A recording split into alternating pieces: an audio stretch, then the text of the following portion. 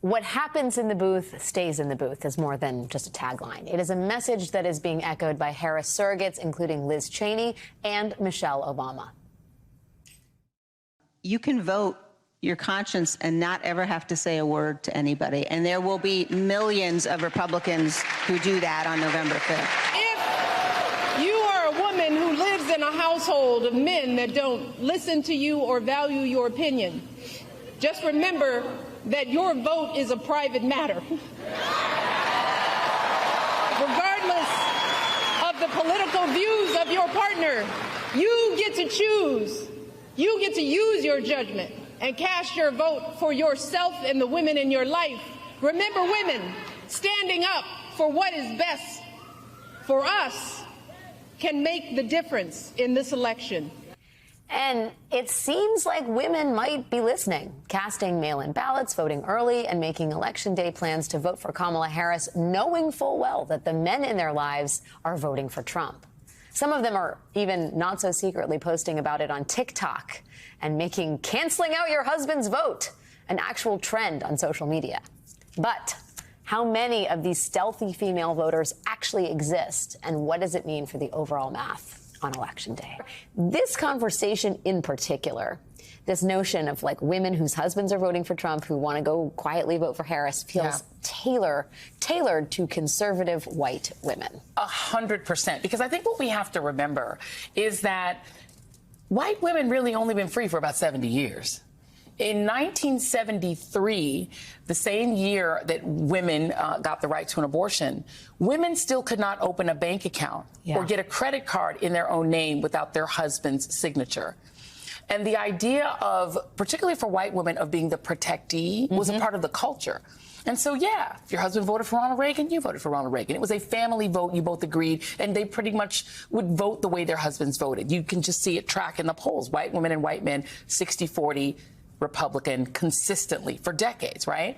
And then something happened in 2022, is that for the first time, white women who have only gained rights through acts of the Supreme Court or through acts of Congress, the 19th Amendment, which didn't give black women the right to vote, it gave them the right to vote. Black women had to take another few decades, several decades to get it. But it gave them rights. They've had rights added to them. Roe v. Wade added to them. The right to contraception added to them in the 1960s. The right to open their own bank accounts. Marital rape was legal until 1991, but that was done. For the first time, white women had their rights taken away. And I just think that the polls and the pundits are undercounting how angry they are and how much of a fight they're ready to get in with these men who are saying, I'm your protector, vote the way I vote and do what I say. Yeah. It's so interesting to me that it's framed in this, I know you have to keep it a secret from your man, but go and do it anyway, right? Yeah. Like, it's a nod to the fundamentally conservative, patriarchal dynamics of some of these conservative families, but is also acknowledging that women are going to do what women are going to do. They're going to do what they think is in their best interest. And quite clearly, Trump abortion bans are not in their best interest. They're not in their best interest. And think about it. It's not just that. The number one beneficiary of affirmative action in this country is white women. White women benefited more than people of color. It's them. And the idea of DEI benefits them. The idea of the C-suite opening up to women. The Mad Men era is seen as the good old days by men. But for women, it was an era when they weren't free. And so I think we're just not able to even poll or prognosticate based on anything that happened before 2022, because what I'm seeing just anecdotally is a lot of conservative women who otherwise would just vote Republican because it's part of their culture. They're just like Democrats or, black folks are Democrats. They're Republicans, but they're mad. Yeah. And we don't know that means this big turnout, early vote, and you're seeing all these women. I find it hard to believe that's a big turnout, eager to vote for the guy who they need protection from based on the 24 odd women who've accused him of sexual harassment or abuse. Joining us now are Joteka Edie, the founder of Win with Black Women, the first grassroots group to galvanize support for Kamala Harris's presidential run after she announced her campaign 101 days ago today. Woo! Also joining us is Shannon Watts, who then answered the call to bring white women on board for the Harris campaign. It's so great to have both of you guys here. Yeah. Joteka, white women in 2020 voted 55% for Donald Trump, 44% for Joe Biden. Black women, 9% for Donald Trump, 90% for Joe Biden. Similar sort of breakdown in 2016. White women, 52% Trump, 43% Clinton. Black women were 4% Trump, 94% Hillary Clinton. It feels like women generally are very electrified in this moment. I wonder if you can talk a little bit about how you're seeing this sort of grassroots enthusiasm from the female base and whether you think there needs to be a sort of different message depending on what subsection of women you're talking to. Well, I certainly can see, and I think just looking at that audience, just the electricity that we are seeing across the country last night in Washington, D.C. at the Ellipse, now in Madison, earlier in North Carolina. And we are seeing an enthusiasm, particularly among women, but not just the conversations that they're having with each other, but how they're showing up to early vote, seeing large numbers of women, black women, white women, all women, women of all ethnicities showing up. Many of them posting enthusiastically about that vote, you know, this notion of the denial and canceling out of your husband's vote. But I think what is happening and the difference is that, you know, in 2016 and many of those women, that 55% that voted for Donald Trump, they lived with the Donald Trump presidency. And I think that in this day and age, we've seen the repercussions of what a Donald Trump U.S. Supreme Court looks like and the removal of so many of our rights. And I think women are fed up, and we are going to exercise our right to stand. And we are also excited about what Vice President Kamala Harris stands for and what she means for the future of women in this country. And quite frankly, we know women can get the job done. Indeed. Shannon, you know, I got to ask, there's reporting that in Politico that the Harris campaign is really zeroing in on moderate suburban women and in particular non-college educated white women. Can you talk to me a little bit about sort of anecdotally what your experience has been like in terms of motivating women who may be on the fence, women who may have husbands who are Trump supporters, women who just aren't sure where they want to be on November 6th, 2024? What is resonating? Is it abortion? Is it the post-Dobbs landscape that is really shaping voter opinion right now as you see it? I think that's part of it, but I think it's a bigger issue, which is a real feeling that Donald Trump and J.D. Vance and their supporters hate women. And I don't use that word loosely. I really feel like it's a feeling of hatred. The campaign really brought it home the other day in that rally that Donald Trump had. And then tonight he's insisting that he's going to be the protector of women, whether they want it or not. I think what's really interesting also is what we're seeing are all these whisper campaigns, and you all showed some ads relevant to this, right? Whisper campaigns are how women have shared information for millennia, from things about menstruation to menopause, even men to be afraid of, right? And what we're seeing in this campaign is that same power of persuasion, whether it's telling women that they need to have conversations with their moms and their sisters who may be a part of that 53% who voted the wrong way the last time, whether it's these sticky notes we're seeing left in bathrooms and on airplanes all over the place, particularly in red states, or the ads that you showed, right? There's this group called the Fresh Registry, and they put out a question whether people knew, women knew, that when they voted it was private, and they didn't know. And it started this whole campaign to give women information through a hotline about the fact that their vote is private. So all of this is a persuasion to change the hearts and minds of the 53% of women who we hope will vote the right way this time. You know, Shannon brings up such a good point about the hatred that some women feel is being directed at them by the Trump campaign. Like, it is, I guess the word is ironic, galling could be another word, that Trump is out there saying, how many women want me to be your protector? At the same time that he is literally attacking a woman repeatedly over and over and over again in the most vulgar language possible, a woman who happens to be the vice president of the United States of America. He has people up there who are comparing her to a prostitute. He uses expletives to describe her vice presidency. I mean, he could not be more insulting. He could not put more of a target on her back. And yet he proclaims and positions himself to be a patriarch to protect women. It doesn't jive. Their strategy clearly is to overperform with men and also overperform with young men who might be incels or angry or also hate women. And I think to Shannon's point, it is an anti-woman campaign that's also saying to women, you need to be okay with this, because the only way you can be protected is someone like Trump stopping the brown and black people from raping you in the street because they're coming over the border to get you. It's sort of the way that they used to get men lynched kind of campaign. Yeah, no, Shannon, it does have echoes of like the post-Reconstruction era, right? Yeah. When it was like white women need to be protected from the black and brown menace. And that's exactly the positioning rhetorically that Trump has been using at his rallies. You mentioned early voting, and I do think that this is important to highlight to everybody. This is new information we have, that there's currently 56 million early votes have been cast nationally. 53% of them were cast by women. Shannon, when you hear that statistic, should Democrats be rejoicing? Do you think that's an indicator that if women are voting early in those numbers, larger than we expected, those are probably Democratic votes? Or do you think that this is going to be as divided as it has been in 2016 and 2020? Oh, no. I know it with my heart and soul that those are votes from women who are protesting the hatred that they feel. And look, Brittany Packnett Cunningham, the activist, always says your whiteness will not save you from what the patriarchy has in store for you, right? And I think women saw in 2016 when Hillary Clinton lost, and then the Trump abortion bans and all of the different things that have happened, that was true, that their whiteness would not save them. And I'm sorry it took so long for us to vote in not just our own self-interest, but in all women's best interests. I believe that is what we're starting to see happen. And when you talk about the gender gap, right, this idea that somehow it's the economy that men care about, I don't think that's true. I think it's preserving the patriarchy, and I think women see that and they want to burn it down. But tell us what you really think. Give a middle-class tax cut to 100 million Americans. Enact the first ever federal ban on price gouging on groceries.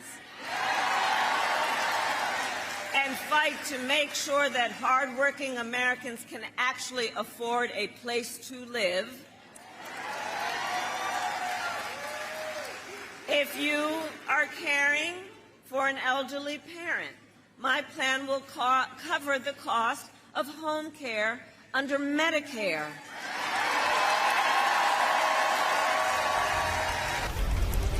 Hi again, everyone. It's now 5 o'clock in New York. We watched that together. That's Vice President Kamala Harris from a few moments ago. And for voters who say the economy is the most important issue for them in the election, there's a trove of new information, new data points out today that just might bolster Kamala Harris's message and sound a whole lot of alarm bells about Donald Trump's. Brand new reporting in the Washington Post reveals how companies are preparing, should Trump win, for Trump's sweeping, publicly announced, proudly bragged about, and planned tariff plan. And it ain't pretty. Timothy Boyle of Columbia Sportswear told the Post, quote, "We're set to raise prices. We're buying stuff for delivery next fall, so we're just going to deal with it, and we'll just raise the prices. It is going to be very, very difficult to keep products affordable for Americans." He's talking to you, fleece vest wearers. The CEO of AutoZone said on a recent earnings call this, quote, "If we get tariffs, we will pass those tariff costs back to the consumer." And the co-founder of a small business, Lelo, which makes baby and toddler products, of which I buy many these days, says of tariffs, quote, "It just hurts the consumer straight up, 10 times out of 10. Exporting countries do not pay the tariffs. It's that simple." All the while, Elon Musk, the man who Trump wants to lead a, quote, government efficiency commission, who also has multiple companies with massive contracts and deals with the U.S. government, just recently said that in order to cut back on government spending, there will be some temporary hardships. This is what Donald Trump is selling to the American people. Stuff gets more expensive, and publicly stated hardships are warned. Meanwhile, an economic report released earlier today shows GDP rose at a 2.8% rate in the most recent quarter. New York Times puts it like this, quote, consumers are spending, inflation is cooling, and the U.S. economy looks as strong as ever. It's where we start today with two of our experts and friends, people who know more in their little pinky fingers than I ever will about the economy, co-anchor of Squawk Box, CNBC's signature morning program, and New York Times columnist Andrew Ross Sorkin. Thank you for being here. Also joining us, my wingwoman, anchor of the 11th hour here on MSNBC, NBC News senior business analyst Steph Roll. So I know the political landscape and how things get distorted, and I know some of the calcification. I was a Republican who used to campaign on a message for economy. But the data is now so enduringly obvious that it is not true. So what is this about? Well, I think what it's been about is about politics for the last several years. And if a group of people are told and frankly misinformed over and over and over again that the economy is terrible, they think to themselves that the economy is terrible. But the truth in black and white, I like to think that we live in a very world of gray. This is black and white. Historically, under any empirical measure you can find, this economy is flying. It's hot. You have wages up this morning at 4.6% year over year. I mean, there's no number in these reports, whether it's about economic growth, whether it's about jobs, whether it's about wage growth.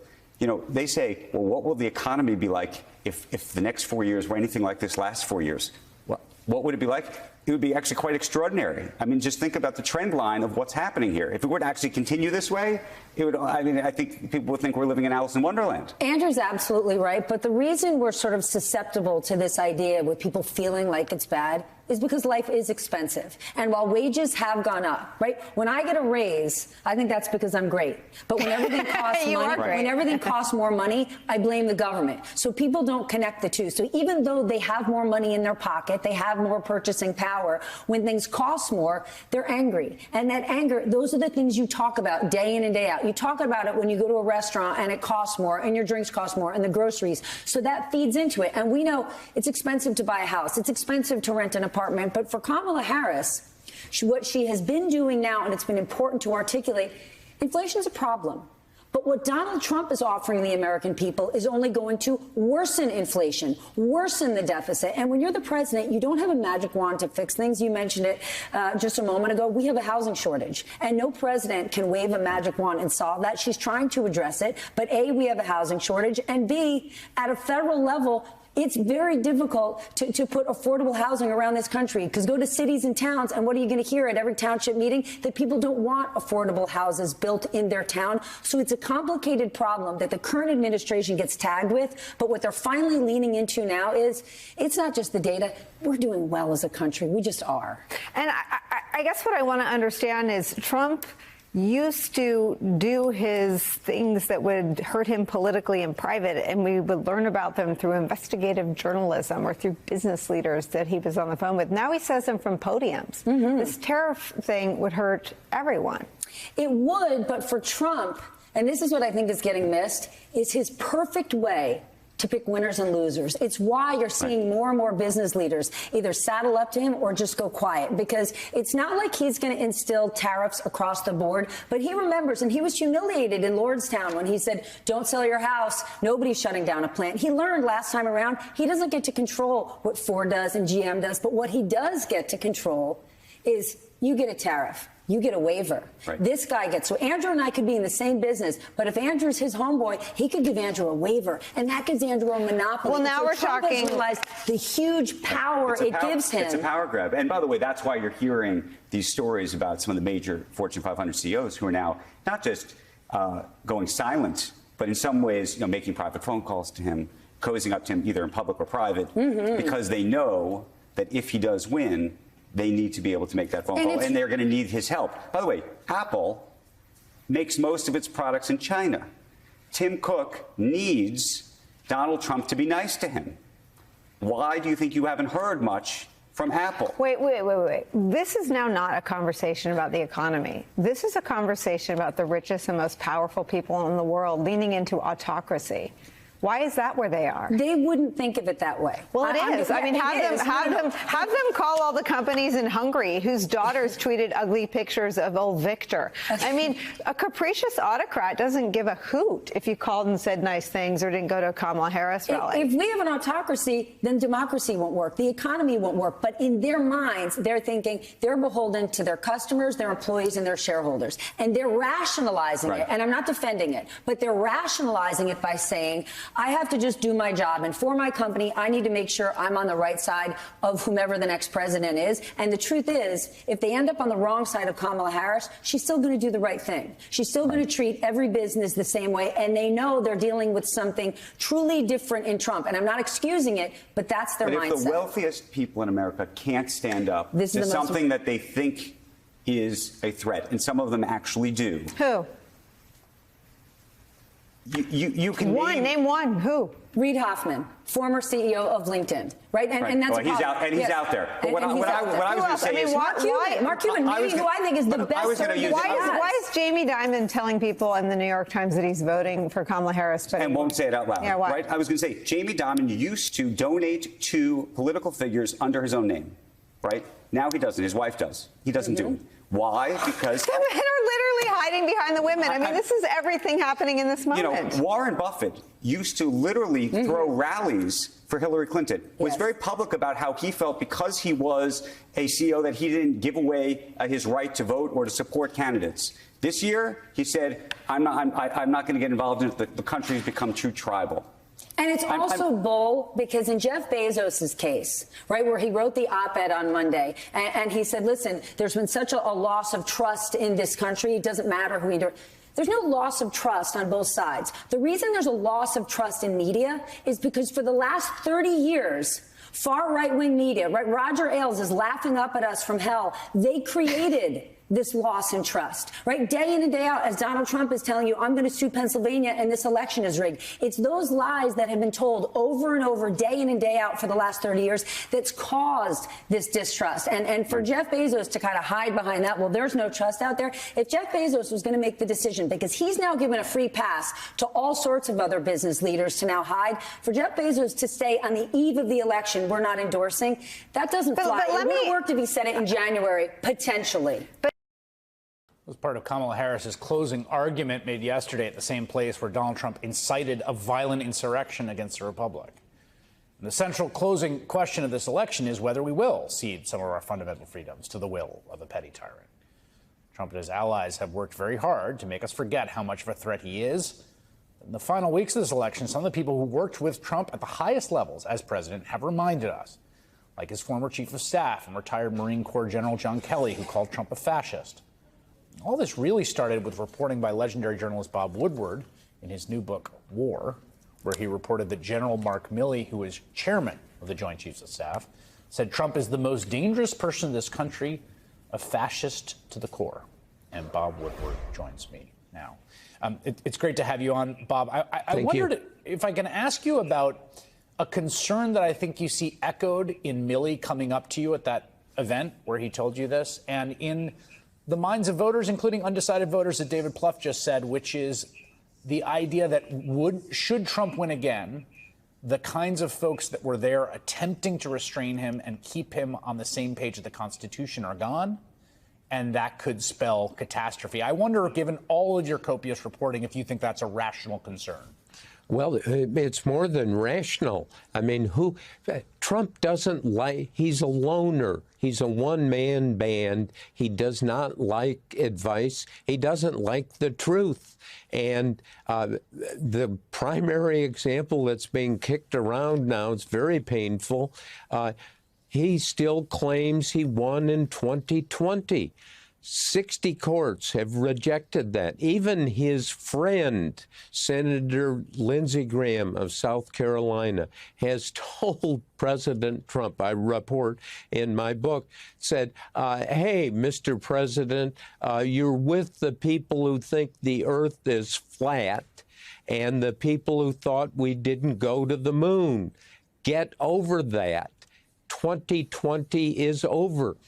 And Trump will go around, and actually on one occasion, I report Trump is at a rally, and then afterwards he calls Graham and he says, "Oh, Lindsey, I only brought up 2020 twice," as if that's some sort of a sacrifice or compromise. 2020 is settled. It is over. And to cling to that illusion now is sad. George Washington said our Constitution is very fragile. The system is very fragile, and we have to be careful how we use this system that we have. It can break apart. And one of the rules, common sense rules, should be when you lose, you kind of face the music and not deny it. And Trump, of course, is denying it, and he's setting the stage for, again, denying if he loses in 2024.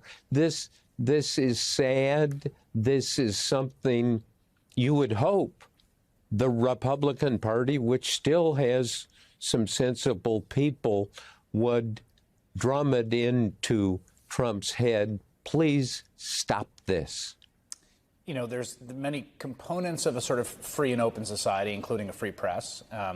You have been associated with the Washington Post for the entirety of your career, a storied institution in the American press. There was quite a bit of controversy over the decision by the paper under the ownership of Jeff Bezos not to issue an election endorsement. Bezos, there was some conflicting information about it, including what seems to be clearly an untruth by Will Lewis, the editor-in-chief, about who originated that decision. Bezos took credit for it in a piece he wrote, basically saying it has to do with the erosion of trust and people don't want to listen to us about who to vote for.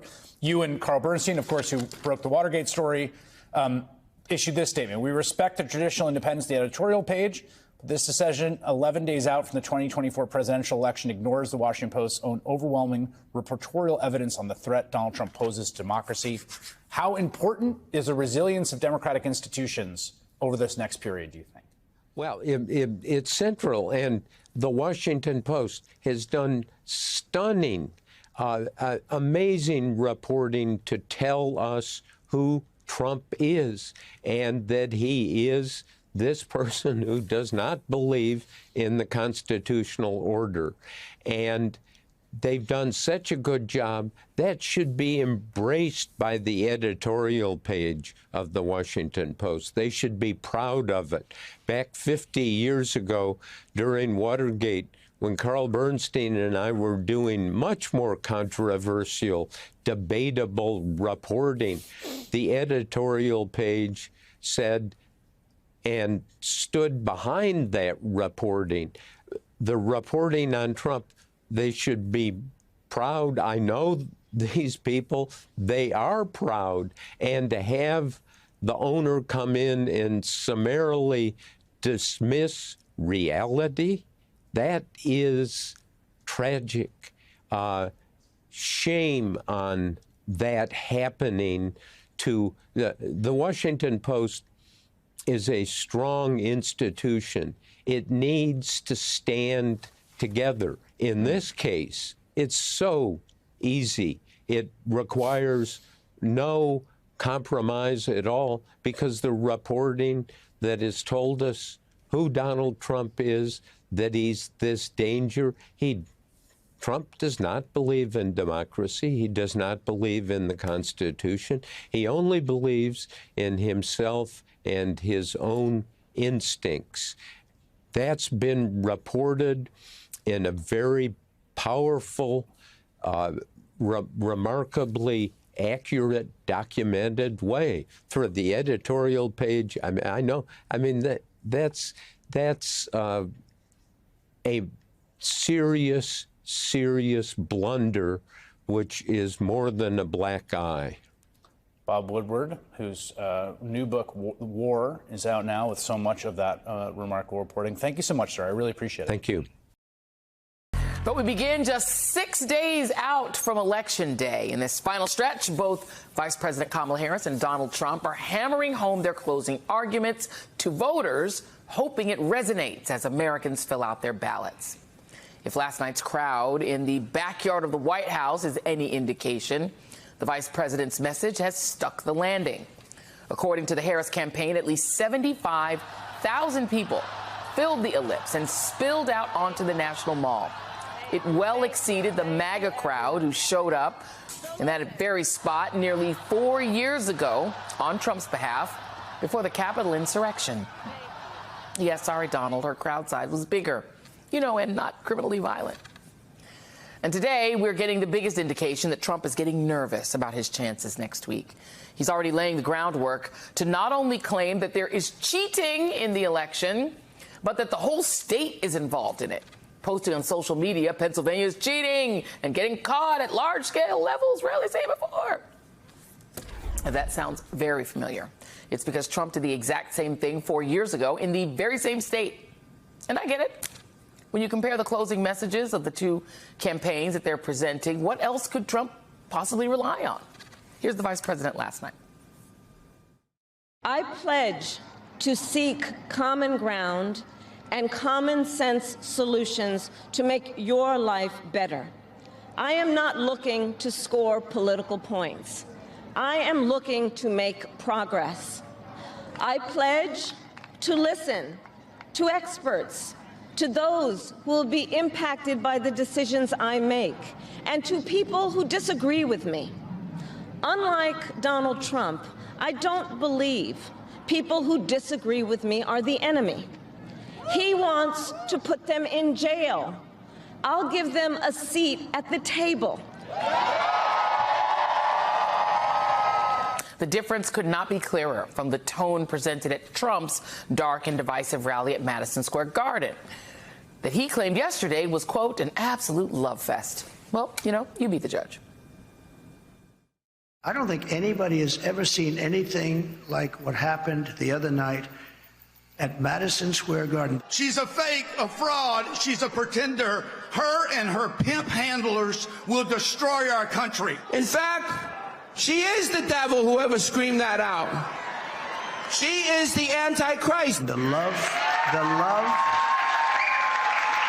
in that room, it was breathtaking. The whole party, a bunch of degenerates, lowlives, Jew haters, and lowlives. Every one of them. It was like a love fest, an absolute love fest, and it was my honor to be involved. There's a lot going on. I don't know if you guys know this, but there's literally a floating island of garbage in the middle of the ocean right now. Yeah. I think it's called Puerto Rico. Nobody's ever had a crowd like that. And I tell you what, right now, nobody's ever had love like that. That was love in the room, and it was love for our country.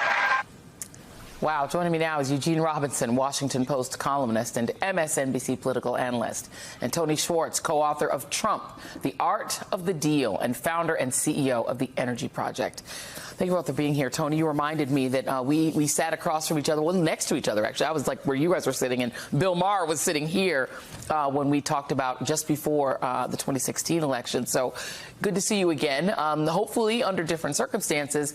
But you really wrote the book that made Trump famous, so you know him. What he's doing when he calls that hate fest a love fest, is he just lying? Does he not remember what happened? Or is he simply declining cognitively?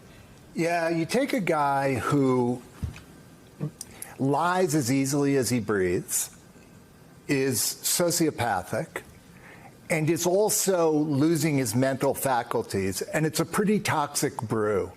And I would have said over the last 8 years that he did know the difference between the truth and a lie. Yeah. I don't really believe he is much aware of it anymore. And so what you see him do is say, this is what psychopaths do, sociopaths do, is say whatever he thinks will have the effect he wants with a total disregard for the truth, but also with a lack of conscience about it. Right. So he doesn't have guilt or shame. He just says it. And it is terrifying when watching that sort of two-sided video. It's breathtaking to imagine that we're talking about a race between these two people, because one of them is so clearly not qualified and the other one is so clearly qualified. Well, and I mean, that is the challenge in America, right? I mean, she's a woman of color who is getting essentially called a whore in Madison Square Garden, right? Explicitly called a whore. Explicitly. Where, you know, she has all of these great qualifications in career that she's achieved in her career, yet Trump's followers just think she just slept her way to the top. They don't even believe that she's actually qualified to be even any job in the world. So, I mean, the reality is Donald Trump is leading a group of people who want to believe what he's saying. They want to believe that hate fest They is want love. to believe what he says, and they don't want to hear anything that contradicts what he says. So, and they don't have to, because they can live in their own media bubble where what he says either is kind of true or it's made kind of true. Can I play somebody? Here's somebody who knows better. This is J.D. Vance. I just want to play this for you. This is J.D. Vance, who once called Trump maybe America's Hitler. He was the first one to call him Hitler. Not me, not Mehdi Hassan, not anybody. It was him. And here he is trying to say, no, Trump never said that he was going to sick the military of the American people. And then let's hear Trump completely rebuke that like not long after. Here you go. I'm telling you that Donald Trump has said, and I agree with him, that we should use the U.S. military to go after Americans. People who riot, who burn down our cities. And this was what John Kelly was. This was what John Kelly was alarmed by: the idea of using the U.S. military to go after Americans. That's what he said. Donald Trump never said Americans writ large. You keep on putting words in his mouth and are they or are they not Americans? Far left people who commit acts of violence, who riot. And now you're doing a very narrow definition of what he said, which is not what he said. When I say the enemy from within, the other side goes crazy, becomes a sound. Oh, how can he say? No, they've done very bad things to this country. They are indeed the enemy from within. And in other interviews, he explicitly named Adam Schiff and Nancy Pelosi. But even if it was just people he's saying are rioting Americans who are... They're Americans, right? Americans. But he's talking saying... about using the military. Exactly. Yeah, exactly. So J.D. Vance is another interesting person. I was thinking about him today because he lies so fluently. Yeah. I mean, and remorselessly. So either he has learned from the master or he's got these tendencies too. I think he's a very dangerous person. Let me read a little bit of what was written in the Atlantic, Tony, and it says Trump wants you to accept all of this as normal. The natural human instinct is to dismiss, ignore, or downplay these kinds of threats, the threats he makes. But that's the point. You are meant to accept this language and behavior, to consider this kind of rhetoric baked into any Trump campaign. You're supposed to just get used to the idea that Trump wishes he had Hitler's generals, or that he uses the Stalinist phrase, enemies of the people, to describe his opponents. Because once you think that's normal, then you'll accept the next step, even when that next step is an assault on democracy and the rule of law. Yeah, well, we're watching it, and Trump is, he's sort of the front man for what I see as a clash of civilization, the famous book, Clash of Civilizations, where the group whose power is being challenged has a desperate last cry. And that cry is the cry of patriarchy. And we're seeing it embodied in Trump and Elon Musk and all of the billionaires who are supporting him right now. And I really do think that this election comes down to how many women show up to vote and how many men who recognize and respect women show up on their behalf. And, you know, if you think about it, the message from Trump is about dominance and power and violence. And the message for women, more commonly, is relationship and interdependence. Which one do we want to aim toward in the years ahead? It's like a no-brainer. Yeah, and I mean, and the thing is that Donald Trump's strategy is not a way to win an election because it doesn't add anyone. It's only the people who are already a-holes that want it. Right. It's all, you know, base. He fires up the base. He has made absolutely no attempt, for example, to go after Nikki Haley's voters. Right? Doesn't even want her campaigning with him. Doesn't want her campaigning with him. She was getting, 15-20% of the vote even after she dropped out of the race. And so clearly there are Republicans out there who are reluctant to vote for Donald Trump, who really don't want to.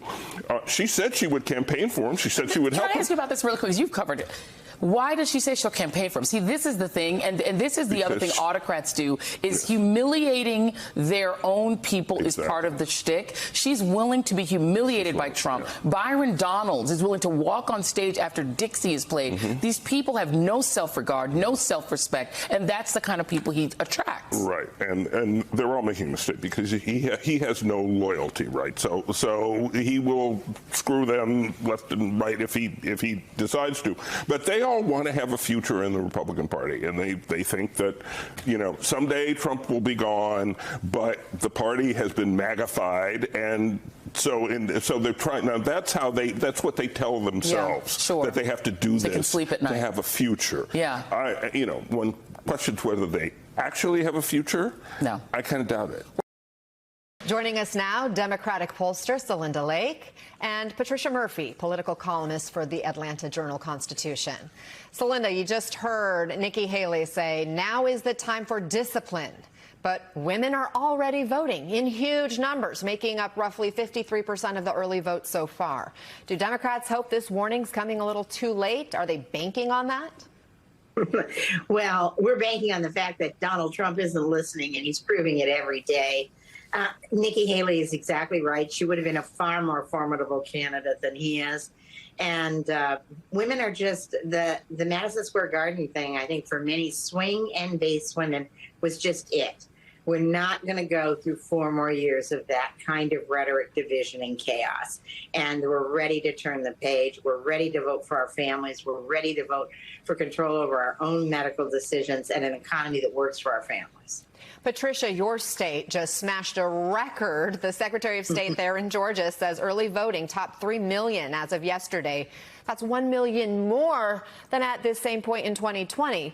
Based on your reporting, your conversations there, what's driving the enthusiasm, especially among women?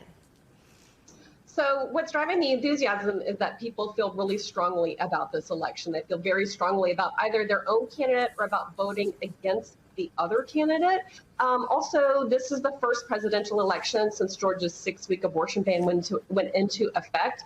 I think that's scrambling what we assume women are going to do. We've seen very high turnout in Republican counties, but of course we don't know exactly how all those voters are going to choose.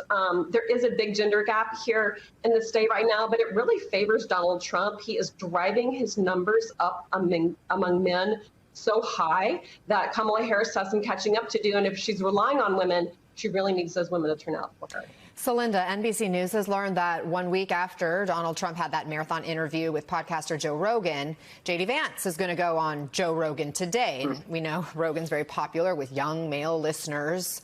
Meantime, Harris gave 5 interviews just yesterday ahead of that ellipse speech with local stations in swing states, including Pennsylvania, along with Michigan and Wisconsin. She also did a Spanish radio station interview in Pennsylvania. Which strategy do you think will be more effective, Joe Rogan or a lot of local interviews? Well, local interviews are very, very strong with swing women. The older non-college educated white women who are the swing vote listen and trust local media. And I think that Harris has already been quite strong on The View and podcasts, et cetera, that appeal to younger women. But as Patricia said, this is a battle, right? We have to win women by more than we lose men. And we are on the road to do that with record registration among women. Patricia, you posted video to X yesterday from Trump's Atlanta rally. It shows plenty of empty seats there. Did the crowd bear out what we've been talking about in regards to men versus women enthusiasm for Trump? Yeah, there were a lot of young men there. It was on the college campus. It was at Georgia Tech. He had a huge turnout, I will say. But after an hour and a half of him talking, I mean, those kids have to go do their homework. They were like, hey, I'm for Trump, but I'm exhausted and I have things to do. Obviously, his campaign would love it if he would shorten it up and not have those photographs because people did lose interest. They lost interest. His diehards were there, but they've really got to be working on not just getting those young men to come, but also to come vote. I talked to a lot of young men on that campus from very diverse backgrounds who were very excited about voting for Donald Trump. Well, Celinda, back in July when Donald Trump defiantly stood up, he held that fist in the air just after being shot at a Pennsylvania rally. Republican vote whisperer Charlie Kirk said this. You see a guy who gets shot and he then fights his own agents and says, fight, fight, fight. Let me be very clear. If you are a man in this country and you don't vote for Donald Trump, you're not a man. I mean, like, who are you? You're not going to vote for that? We heard Patricia telling us that there are signs, at least there in Georgia, that this bromance strategy may be working for the Trump campaign. Do you think Democrats are underestimating that strategy? Would it surprise you if on Election Day men outnumbered women, reversing the large margins we've been seeing in the early vote? I think that's impossible because there are more women in America than men. Women vote at higher rates in every demographic group than men, and women are registering in higher numbers. But I think it's going to be a close race, and it's a real battle. But that's insulting to say only real men vote for that kind of attitude. And Nikki Haley's right. There are a lot of dads out there. There are a lot of husbands out there. There are a lot of fathers out there that don't want their daughters and granddaughters and sisters and mothers to have fewer rights than they had a decade ago. And there are a lot of people that want to get moving on. They're sick of this. The Madison Square Garden rally turned off a lot of Puerto Rican voters, but it turned off a lot of women who said, enough of this. We're not going to spend 4 more years like this. We're going to turn the page. We're going to move forward, and we're going to get things going for our country and our families. Patricia, earlier this month, you wrote that internal polling among Democrats shows black men in particular are a weak spot for Harris. And you talked to one new Trump supporter who said many black men feel disconnected from the Democratic Party, which he said messages heavily to black women and other minority groups and less often to black men. I'm just curious, what did the men you speak with want to hear specifically? What was missing, and what's Trump getting right here? They wanted an economic message. They wanted a message to tell them, how am I going to raise my family? They were offended by legalizing marijuana being at the top of her plan for black men. They want to hear, how am I going to raise my family? How am I going to raise my kids? How can I afford to do all of this? She'll win black men by a huge margin. She needs to win them by a gigantic margin to win here in Georgia. That's what Joe Biden did. NBC News has exclusive reporting on comments made by House Speaker Mike Johnson, promising, quote, massive changes to the way health care works in this country if Donald Trump wins the presidency again. The remarks came on Monday night in Pennsylvania at a campaign event for a Republican House candidate. Let's bring in NBC News senior national political reporter Sahil Kapoor. Sahil, what more do you know about this? Hey, Mika. Well, Speaker Mike Johnson is reopening the politically explosive debate over the Affordable Care Act, also known as Obamacare, just 1 week before Election Day.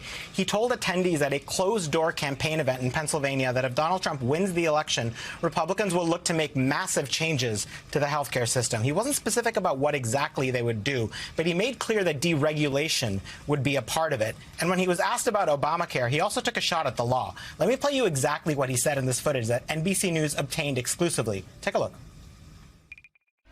We want to take a blowtorch to the regulatory state, okay? Yeah. I mean, these agencies have been weaponized against the people, and it's crushing the free market. It's like a boot on the neck of job creators and entrepreneurs and risk takers. And so healthcare is one of the sectors, but we need this across the board, and Trump's going to go big. I mean, he's only going to have one more term, right? Can't run for re-election. Right. And so he's going to be thinking about legacy, and we're going to fix all these things. No Obamacare? No Obama. Yeah, the ACA is so deeply ingrained. We need massive reform to make this work, and we got a lot of ideas on how to do that. No Obamacare. That part caught the attention of the Harris campaign, which put out this statement saying, quote, health care is on the ballot this November. Speaker Mike Johnson is making clear that if Donald Trump wins, he and his Project 2025 allies in Congress will make sure there is, quote, no Obamacare.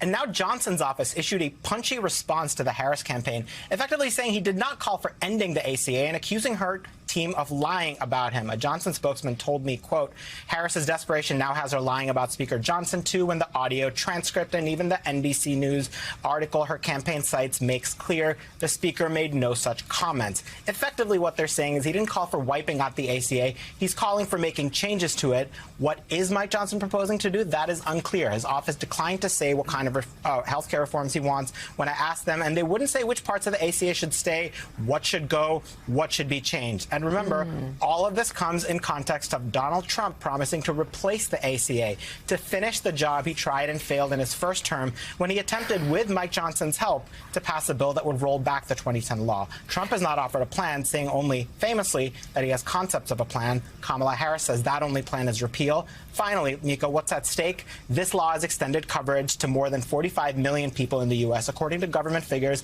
and that's because of the subsidies to buy insurance and the government regulations that prohibit insurers from turning away people with pre-existing conditions or charging them higher prices. That's why some Republicans want to turn the page on this battle, seeing it as a political liability. But Trump and their party's leaders might have other ideas. A late twist in the final stretch of this election with 6 days to go. Yeah, and Sahil, I know you have more reporting for us, but let me bring in Symone Sanders on this. Because Symone, with 45 million people on these healthcare rolls, what are the chances? I mean, they rip it away. That's their plan. I believe them. I believe the speaker. What are the chances, given the way Trump has treated this issue and made promises on this issue to replace, that they would even have an alternative for Americans who desperately need health care? I don't think that an alternative actually exists. I think this is an example of Republicans in Congress and within Trump's apparatus trying to build the plane as they fly it. Because if there was any kind of details, I think we would have heard some by now. I will say people should definitely believe that this is a possibility. Famously, John McCain is the person that kept the Affordable Care Act from being repealed during Donald Trump's first administration. It was his one vote, voting with the Democrats in the Senate, that saved the Affordable Care Act. The Senate is definitely on the line this election. I don't know if there will be others who, if there's a current sitting Republican senator that will be willing to fill that gap. If Donald Trump is reelected president and it comes down to these votes, if you will, in the Senate. So I think Americans should pay attention to this. The Harris campaign and Democrats with large down ballot would be wise to highlight this issue in their final days to their voters. Health care is something, as you know, Mika, and this issue of protections, if you will, of the Affordable Care Act. This is something that people can viscerally respond to. It's something they can touch, they can feel, that identifies with their everyday life, and having health care being taken away is something voters, like seniors particularly, are very sensitive and attuned to, and is a motivating factor for them at the ballot box this cycle. And over the years, the Affordable Care Act has become overwhelmingly popular in this country because 45 million people now enjoy health care thanks to it. Sahil, we also want to ask you about this moment from Donald Trump's Sunday rally at Madison Square Garden. You know, with me, we got to get the congressmen elected and we got to get the senators elected, because we can take the Senate pretty easily. And I think with our little secret, we're going to do really well with the House, right? Our little secret is having a big impact. He and I have a secret. We'll tell you what it is when the race is over. So, Sahil, House Speaker Johnson was asked about that. What did he say from his end? So it's interesting, Jonathan. At first, Speaker Johnson joked that the health care plan that I just discussed was the little secret, but he addressed it a little more head-on separately in that rally. And I have his comment here. Mike Johnson effectively laughed it off, saying, quote, "It's nothing scandalous, but we're having a ball with this. The media, their heads are exploding. What is the secret?" He said it's a get-out-the-vote effort. Now, why that would be secret, why Donald Trump would call get-out-the-vote a secret, unclear. The reason this has sparked some concern is that Donald Trump still hasn't conceded the 2020 election. And Speaker Johnson, back then a rank-and-file House Republican, was one of the people who tried to help him subvert the certification of the results on January 6th, effectively vote to block some of the results and make the case against certifying Joe Biden's election. But, of course, Johnson here laughing it off, saying there's nothing nefarious going on here, guys. NBC's Sahil Kapoor, thank you so much. His latest reporting is available to read at NBCnews.com.